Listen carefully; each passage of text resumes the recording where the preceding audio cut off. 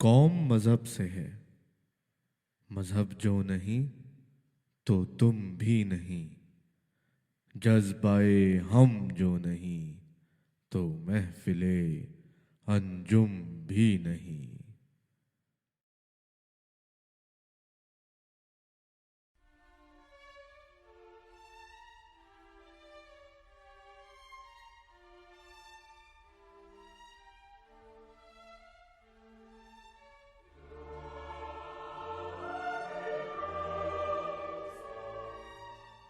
یہ کہانی ہے ایک جنگ کی، پاکستان اور ہندوستان کے بیچ میں ہوئی ایک جنگ کی۔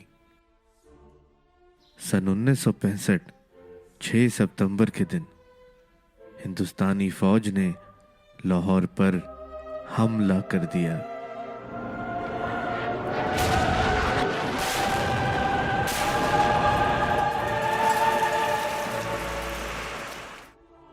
ہمیشہ کی طرح اس دفعہ بھی کشمیر کو جواز بنایا اور بکلاہٹ کے عالم میں اپنا دماغی توازن ہی کھو بیٹھے۔ کہہ رہے تھے کہ شام تک لاہور کو فتح کر لیں گے اور لاہور جم خانہ میں شراب اور عیش کی محفل سجائیں گے۔ جب ارادے اتنے ناپاک ہوں اور نیت میں ہی کھوٹ ہو تو سوائے رسوائی کے کچھ بھی اور حاصل کرنا ناممکن ہے، اور یہاں یہ لاہور فتح کرنے کی بات کر رہے تھے۔ یہ ہم سے 5 گنا بڑی فوج تیار کر کے آئے۔ سوچ رہے تھے کہ اس فوج کے دم پہ پاکستان کے اوپر قابض ہو جائیں گے، لیکن ان کو شاید کسی نے یہ بتایا نہیں کہ اس قوم کی طاقت نہ تو کسی سپاہی سے آتی ہے اور نہ ہی کسی اسلحے سے۔ اس قوم کی قوت تو دین اسلام ہے، اور اس قوم کے سپاہی سالار حضرت محمد صلی اللہ علیہ وآلہ وسلم ہے۔ مشکلوں سے لڑ کے فتح حاصل کرنا مسلمانوں کے لیے کوئی نئی بات نہیں ہے۔ آج سے 1400 سال پہلے ایک جنگ ہوئی۔ اس جنگ کا نام تھا جنگ بدر۔ اس میں مسلمانوں کی 313 لوگوں پہ مشتمل فوج تھی، جس نے دشمنوں کے 1000 سے بھی بڑے لشکر کو شکست دی۔ ہمارے نبی صلی اللہ علیہ وآلہ وسلم اس فوج کے سپاہی سالار تھے۔ جہاں انہوں نے بڑی بڑی جنگوں میں بڑے بڑے دشمنوں کو خاک سے ملایا، وہیں ان کا کردار ایسا تھا کہ دشمن بھی کہتا تھا کہ محمد نے کہا ہے تو سچ کہا ہے۔ ہمارے دین کے آگے بڑے بڑے نام مٹ گئے۔ فرعون، اس کو بھی ہندوستان کی طرح اپنی فوج، اپنی دولت پہ بہت زوم تھا۔ اللہ کے حکم پہ حضرت موسیٰ علیہ السلام اس کے ظلم اور اس کے بربریت کے خلاف کھڑے ہوئے۔ نتیجہ کیا نکلا؟ اللہ نے نیست و نابود کر دیا فرعون کو۔ حق کی لڑائی کبھی بھی تعداد سے نہیں لڑی جاتی، حق کی لڑائی بس اللہ کی مدد سے ہی لڑی جاتی ہے۔ ایک بات ہم کو ہمیشہ یاد رکھنی چاہیے، اگر لڑائی حق کی ہو تو جتوانے کی ذمہ داری اللہ کی ہو جاتی ہے۔ ہمارا کام تو بس اللہ کے بتائے راستے پہ چلتے رہنے کی تگ و دو میں اپنی زندگی گزارنے کا ہے، بالکل ویسی ہی تگ و دو جو ہمارے شہیدوں نے میدان جنگ میں کی تھی، منزل شہادت تک پہنچنے کے لیے۔ خود ہی سے بالا تر ہو کے بس اپنے ملک اور اپنے مذہب کے نام پہ اپنی جان قربان کر دی تھی۔ ان کا یہ احسان کوئی بھی پاکستانی کبھی نہیں اتار سکتا۔ اے راہ حق کے شہیدوں، وفا کی تصویروں، تمہیں وطن کی ہوائیں سلام کہتی ہیں۔ اے راہ حق کے شہیدوں، اللہ لگانے آگ جو آئے تھے آشیانے کو، وہ شعلے اپنے لہو سے بجھا دیے تم نے، بچا لیا ہے یتیمی سے کتنی بھولوں کو، سہاگ کتنی بہاروں کے رکھ لیے تم نے، تمہیں چمن کی فضائیں سلام کہتی ہیں۔ اے راہ حق کے شہیدوں، چلے جو ہوگے شہادت کا جام پی کر تم، رسول پاک نے باہوں میں لے لیا ہوگا، علی تمہاری شجاعت پہ جھومتے ہوں گے، حسین پاک نے ارشاد یہ کیا ہوگا، تمہیں خدا کی رضائیں سلام کہتی ہیں۔ اے راہ حق کے شہیدوں،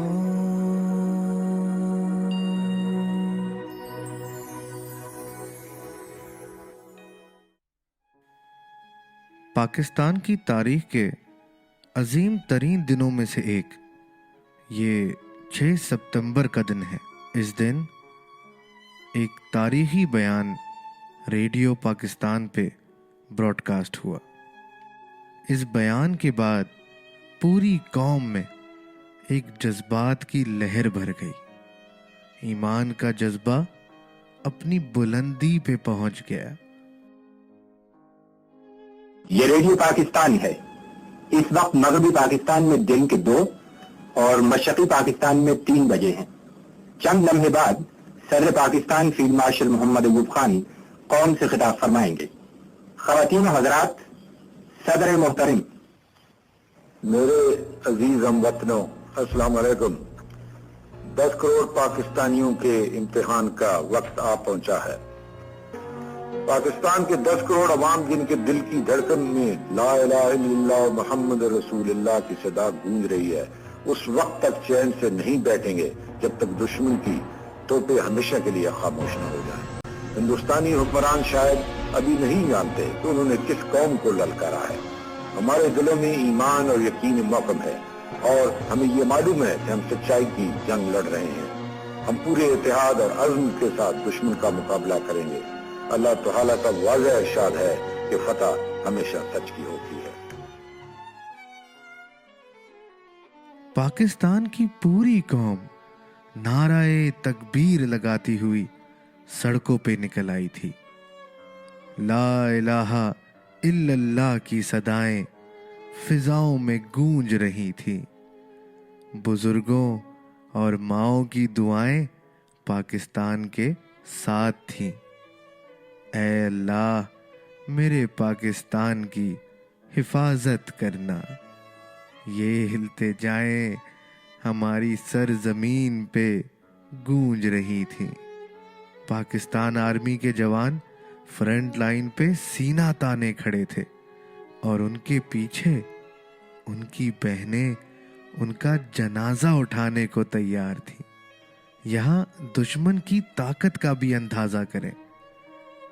دشمن 5 گنا بڑا تھا ہم سے، اور اچانک اتنا بڑا حملہ کرتا ہے کہ جس میں 1000 ٹینک استعمال کیے جاتے ہیں۔ تقریباً 500 ٹینک لاہور اور 500 ٹینک جب سیالکوٹ پہ حملہ ہوا۔ ہم تعداد میں بہت کم تھے، لیکن ہمارے پاس قوت تھی سچائی کی، سرمایہ تھا ایمان کا، اور عزم تھا اللہ اور ان کے حبیب صلی اللہ علیہ وآلہ وسلم کے نام پر مر مٹ جانے کا۔ اس جنگ کے موقع پہ کوئی پولیٹیکل ایجنڈا، پارٹی یا ذاتی مفاد دور دور تک نظر نہیں آ رہا تھا۔ پورا ملک سر پہ کفن باندھے پاکستان کی دفاع کے لیے متحد کھڑا تھا۔ جنگ کی شروعات کچھ اس طرح ہوئی کہ 6 ستمبر 1965 کی صبح تقریباً 3 بجے ہندوستانی فوج بغیر کسی اعلان جنگ کے اور بڑی مکاری سے پاکستان کے انٹرنیشنل بارڈر پار کر کے داخل ہو گئے۔ ہندوستان، جو کہ اپنے آپ کو دنیا کی سب سے بڑی ڈیموکریٹک کنٹری کہتا ہے، اس کی یہ حرکت international law, charter of United nations اور کسی بھی ملک کے کسی دوسرے ملک کے ساتھ سویلائزڈ بیہیویئر کے بالکل خلاف تھے۔ یہ ایک 3 طرفہ اٹیک تھا جو کہ لاہور، سیالکوٹ اور راجستھان سائٹ سے انیشیٹ ہوا۔ انڈیا کا پہلا اٹیک لاہور سائٹ پہ ہوا، جس پہ پاکستان کی گراؤنڈ اور ایئر فورسز نے مل کے منہ توڑ جواب دیا اور انڈیا کو بہت بھاری نقصان ہوا۔ مجبوراً ان کو واپس پیچھے جانا پڑا۔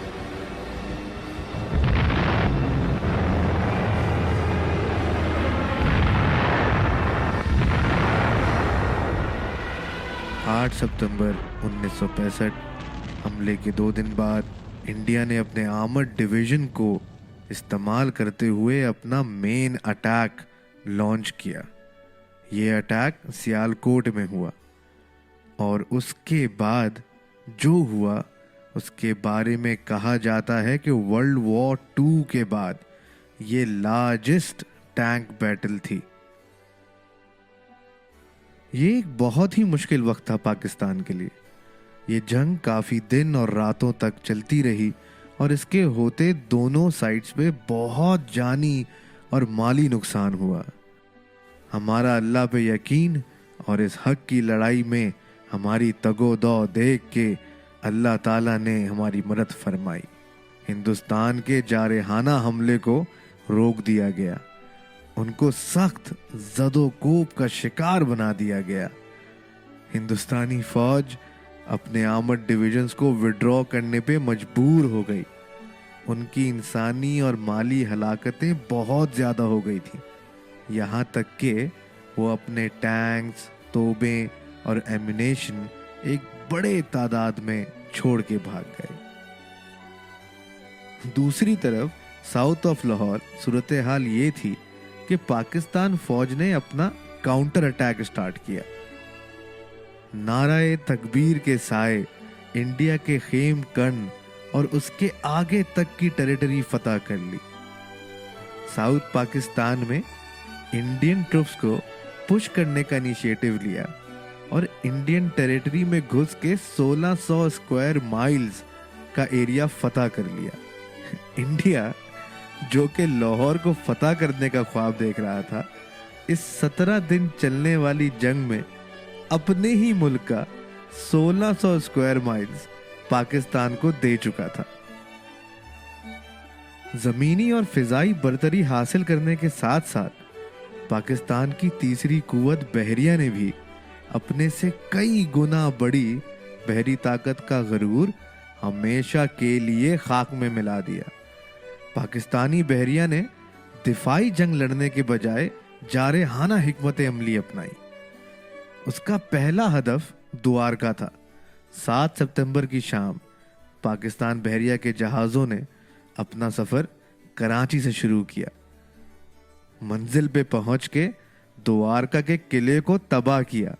वहां पोर्ट में कायम तोपखाने से अटैक आया ज़रूर, लेकिन कुछ ही लम्हों में पाकिस्तानी बहरिया ने उसको ठंडा कर दिया। अपने मिशन को 12 घंटे से भी कम में कामयाबी से ख़त्म किया और इंडिया को एक बदतरीन शिकस्त दी। ये जंग 23 सितंबर को अपने इख्तिताम को पहुंची जब यूएसएसआर की मीडिएशन एफर्ट्स की वजह से एक पीस एग्रीमेंट इंडिया और पाकिस्तान के बीच साइन हुआ। अगर यूएसएसआर बीच में आके ये पीस ट्रीटी ना साइन करवाता तो हम शायद दिल्ली तक पहुंच जाते। यहां इतना तो कहना बनता है कि इस जंग को पाकिस्तान जीत चुका था। एक छोटी मगर बहुत खुददार कौम ने दुनिया को साबित किया कि जदीद असलहा और फौजी बरतरी ही नहीं बल्कि ईमान, इत्तेहाद, जुर्रत, अपने मकसद पर यकीन महकम और धरती से मोहब्बत ही वो जज्बे हैं जो किसी भी जंग में कामयाबी और सरफराजी का सबब बनते हैं।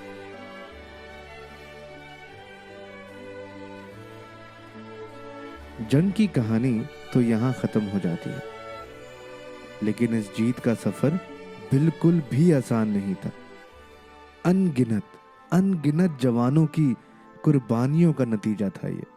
ऐसा वक्त भी आया था कि हमारे जवानों ने अपने सीनों पे बम बांध लिए थे और जाके दुश्मन टैंकों के नीचे लेट गए। अगर मैं हर वाकया और शहादत का जिक्र करूं तो कई घंटे बोलता जाऊंगा, लेकिन 2 लोगों का जिक्र करना बहुत जरूरी है, क्योंकि 1965 की जंग शायद कुछ और ही रंग ले लेती अगर इनकी शमूलियत ना होती। इनमें से एक हैं मेजर अजीज भट्टी शहीद। जब लाहौर में दाखिल होने के लिए बीआरपी कनाल के जरिए बरकी सेक्टर पर आसानी से कब्जा करने की भारतीय फौज कोशिश कर रही थी, तो मेजर अजीज भट्टी ने इस कोशिश को नाकाम बनाया। उनके मातहत तादाद में कई गुना कम फौजी कंपनियों ने भारतीय फौज को 7-8 सितंबर 1965 की रात हैंड टू हैंड कॉम्बैट में हिस्सा लेने पर मजबूर कर दिया था। और ये लड़ाई हिंदुस्तानी फौज के अददी फायदे के बावजूद अगले 5 दिन तक जारी रही। जब लड़ाई सच की हो तो अल्लाह ऐसे मदद करता है। इस बात को भी समझना जरूरी है कि बरकी सेक्टर का दफा बहुत जरूरी था। इतना जरूरी कि हिंदुस्तानी फौज के असलहे खानों को लाहौर पर कब्जा करने के अपने मंसूबों को रोकना पड़ा और बरकी सेक्टर पर कब्जा करने पे सारी तवज्जो लगानी पड़ी। जब अजीज भट्टी को लाहौर में अपने अहले खाना से मिलने और आराम करने की पेशकश हुई तो इन्होंने साफ मना कर दिया और इसके बजाय एक आर्मी सार्जेंट को कहा, मैं वापस नहीं जाना चाहता, मैं अपने प्यारे वतन की दफा में अपने खून का आखिरी कतरा तक बहा दूंगा। बिलाखिर 10 सितंबर 1965 को अजीज भट्टी टैंक के गोले का निशाना बने और अपनी शहादत कबूल की। अगर अजीज भट्टी ये कुर्बानी ना देते और इस दलेरी से दुश्मन को ना रोकते तो हिंदुस्तानी फौज लाहौर में घुस आती और फिर बहुत तबाही भी मचती और न जाने इस जंग का क्या नतीजा निकलता।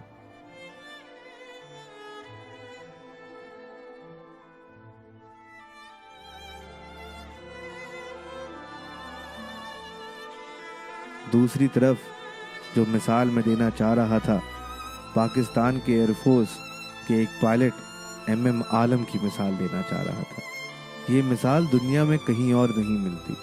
ایم عالم نے بڑے دلیری سے اسی جنگ میں 11 دنوں میں 9 جہاز گرائے، جن میں سے 5 جہاز ایک ہی دن میں گرائے، اور ان 5 میں سے 4 جہاز 1 منٹ کے اندر گرائے۔ ایم عالم کا یہ ریکارڈ آج تک دنیا میں کسی اور پائلٹ کے پاس نہیں ہے۔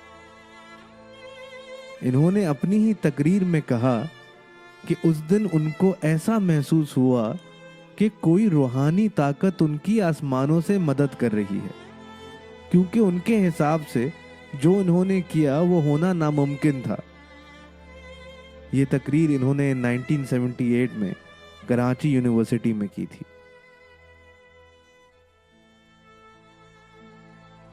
ہزاروں اور واقعات ہیں ایسے، اور ان سب کے باروں میں اخباروں میں بھی چھپا ہے۔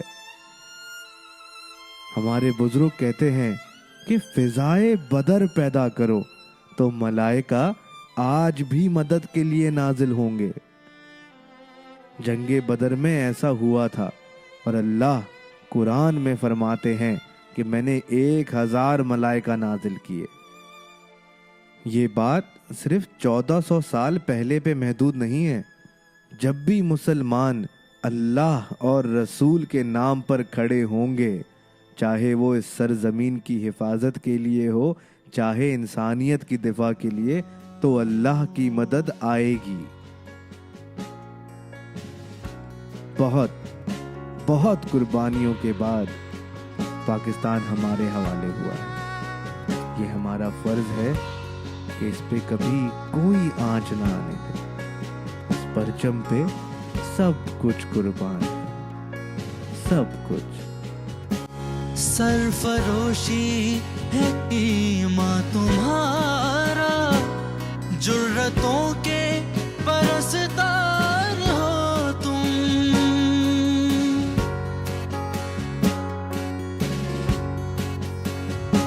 سرفروشی ہے ایمان تمہارا۔